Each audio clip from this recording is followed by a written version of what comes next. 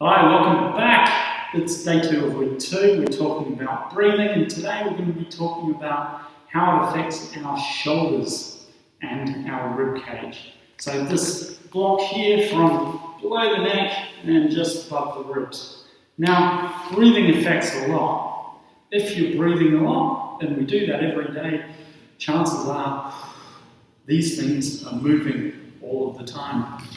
What also happens is that if we're breathing a lot, you can see it can have an effect on the spine, which is actually great because we can use that to keep the spine in alignment, and we can also use that to move the spine. So we're going back to an exercise that you know well from week 1, which is cat. And we're going to be practicing with cat and for a tabletop as well later on to use our breathing to help mobilize and stabilize. So we're going to use cat to use our breathing to mobilize. Now, how are we going to do that? So with cat, we tend to move on the exhale, and we do that because we want to make space in front of the body to be able to lift that belly button out. So I want you to take a deep breath and prepare, and exhale, tuck that pelvis underneath, lift the belly button and breathe all of the air out that you can.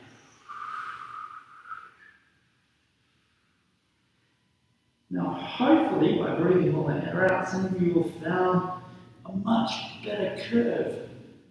And inhale to straighten back. And inhale to straighten back.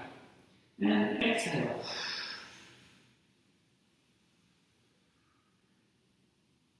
And inhale. Now by emptying our lungs and creating space there, what we can also do is we breathe out and engage our abdominals. Exhale. Engage your abdominals, lift that belly button, and you can hopefully feel more of a curve in the lower back.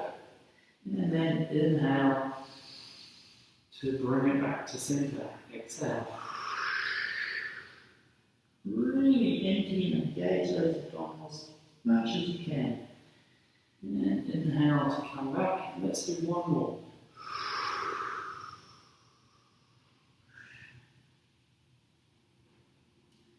And then you come back. So you can see that exhale is really good at helping you curve your back. Now, you don't have to be in cat for that. You can also be in sitting. So, cross your legs or bring your feet together or have your legs out in front. Just make sure your spine is nice stacked, your neck is straight, and we're going to do the same thing. Exhale to breathe out. And curl the pelvis underneath, curl out the back, nod the head. And inhale. And reset. Now I brought you into this position because as well as an exhale to curve out, what I want you to think about is this inhale to help you restack. And what you should be feeling on the inhale is everything getting pulled forward, ribs getting pulled forward, and it helps you straighten up. You're also heavier into the mat than if you were exhaling, and so you're more stable. You can lift your shoulders and your head, and you're more easily coming into that good alignment. So, exhaling more space, inhaling, straightening up. What else have we got for the rib cage, for the shoulders? With this? Well, let's go into cobra. Cobra is a very good one to shove. So your elbows are out wide, feet are slightly lower than hip width. And what we're going to do here is actually inhale as we come up. So a nice long breath. Exhale to the left and inhale. Lifting through back leg. Pushing out the hands. And what you're feeling there, the ribs ribs are coming out front so that you're going in more of a curve through the shoulders, and exhale, come back down.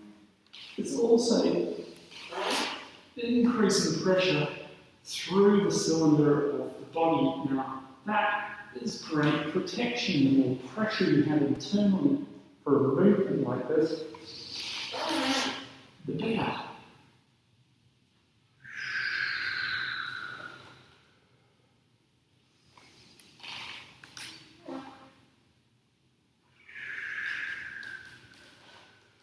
And one more.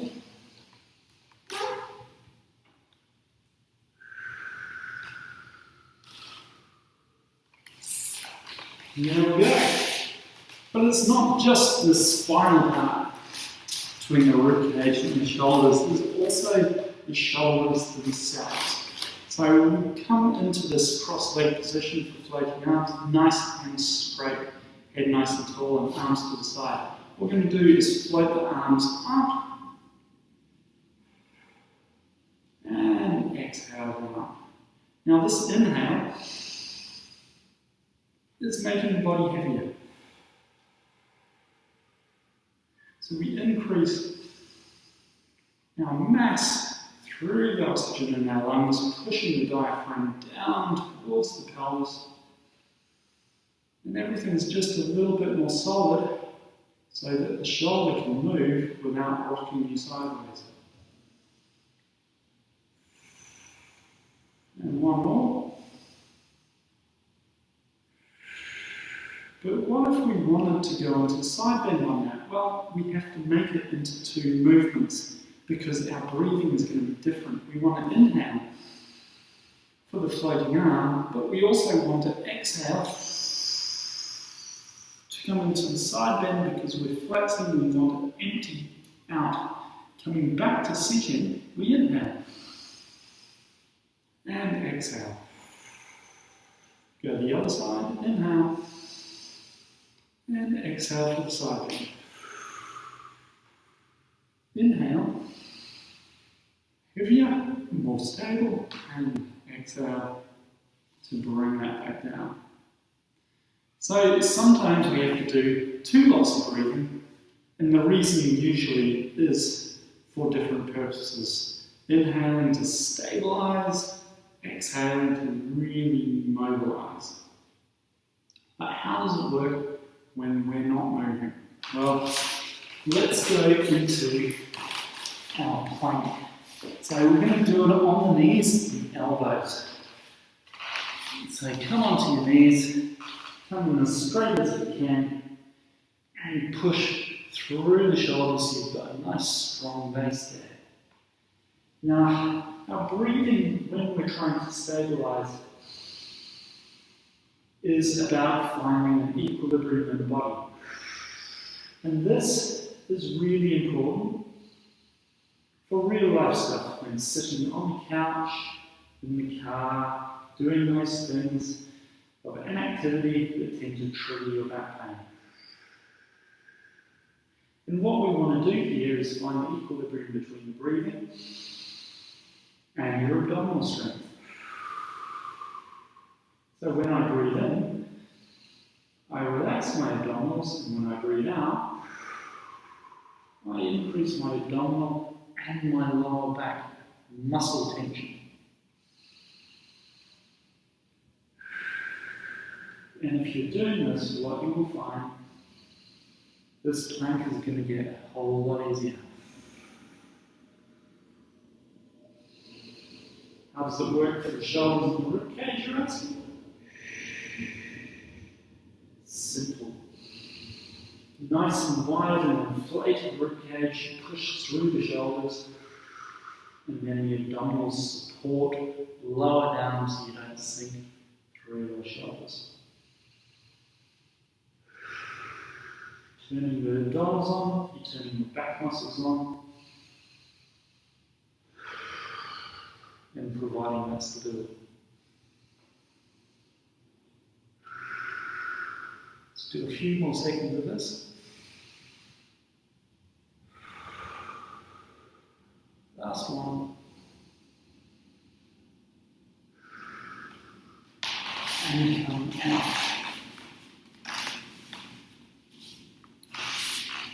So let's get to a more extreme example of the movement. I want you to come into spine stretch forwards. We've done this last week. Palms are facing down. You're in a nice upright position with the pelvis and the back.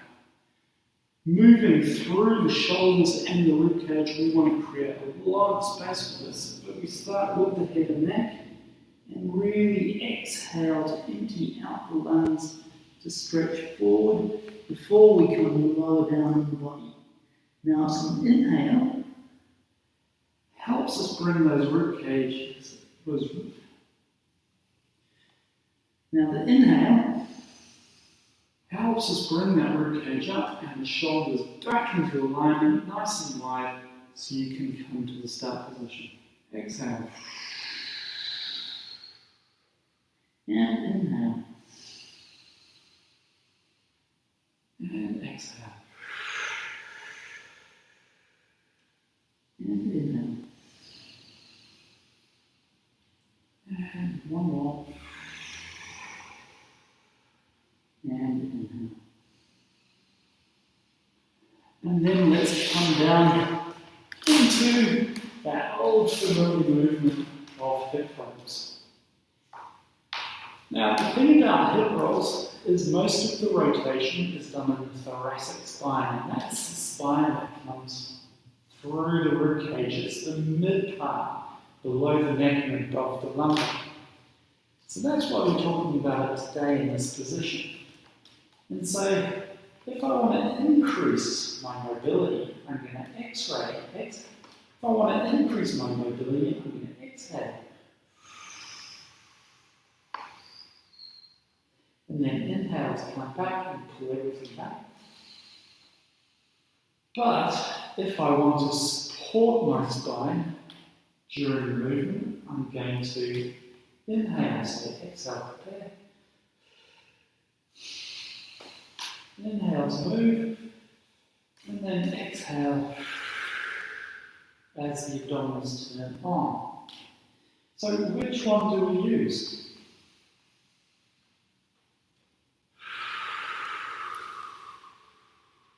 Well, it depends, and this is what it depends on.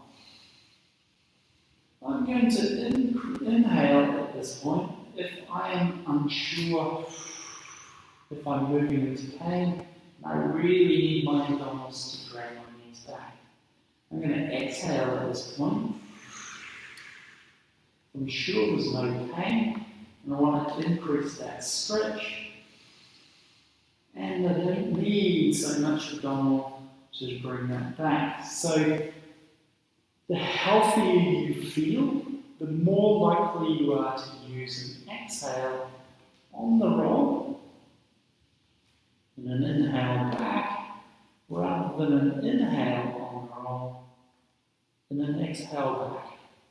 So for some movements around the rib cage, particularly, we can play with this, particularly for rotation of the spine and also for lateral flexion of the spine. It's a really good marker from using an inhale for protection to an exhale to try and really increase the flexibility and move into the stretch. That's it for today. Keep practicing the exercises. There wasn't many, but there's quite a lot to think about with that breathing, particularly shoulders and rib cage. Tomorrow, we're going to move a little bit further down the body to really the problem area for lower back pain, the lumbar. Have a great day. Bye.